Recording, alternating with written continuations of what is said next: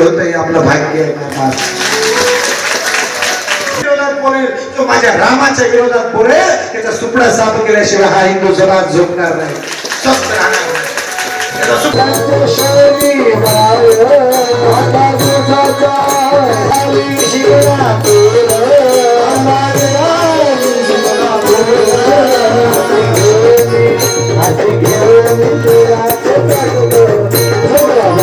आणि जगदंबाने एका याच्यामध्ये दोघांना त्या ठिकाणी वध केलेला आहे. वा वा जय हो. या दोघही दैत्यांचा वध केला आहे.